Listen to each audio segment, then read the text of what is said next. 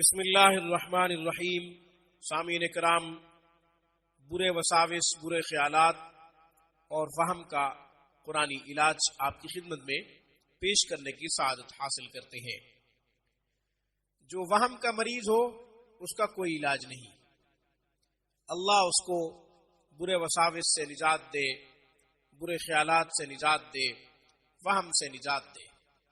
ہم نے وہم کے مریضوں کو کئی بار دیکھا، وہ ایک ایک گھنٹہ نماز کا وضو کرتے رہتے ہیں، چہرہ دھو لیتے ہیں ایک دفعہ، پھر خیال آتا ہے کہ چہرہ کہیں سے خشک رہ گیا ہے، پھر دوبارہ دھونا شروع کر دیتے ہیں، پھر خیال آتا ہے کہیں سے خشک رہ گیا ہے، دوبارہ دھونا شروع کر دیتے ہیں، پھر دایاں یا بایاں بازو جب دھوتے ہیں تو اس کے بعد خیال آتا ہے کہ ہم نے چہرہ نہیں دھویا، دوبارہ چہرے کی طرف آ جاتے ہیں۔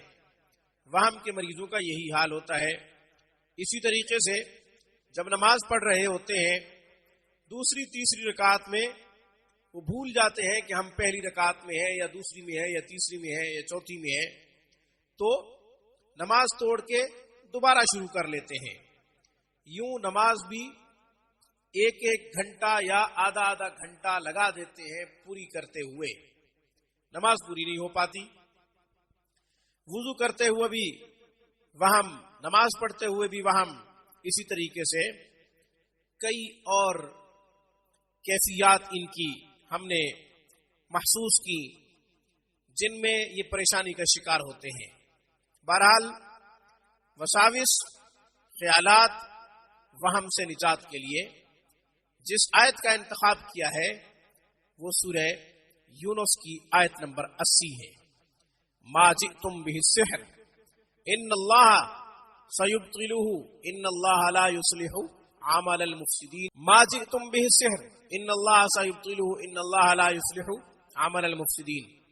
11 دفعہ اس آیت مبارکہ کو ہر نماز کے بعد پڑھے، مریض خود پڑھے، پڑھ کر پانی پہ دم کرے اور پانی پی لے، اور اگر خود نہ پڑھ سکے، پڑھنا نہ جانتا ہو، تو پھر 100 دفعہ اس آیت مبارکہ کو پڑھ کر پانی پہ دم کیا جائے، پانی مریض کو دے دیا جائے، پانی پیتا رہے اور بڑھاتا رہے، 11 دن تک، 21 دن تک، 41 دن تک اس پانی کو پیتا رہے۔ انشاءاللہ وساوس سے، برے خیالات سے نجات مل جائے گی، وہم سے بھی نجات مل جائے گی۔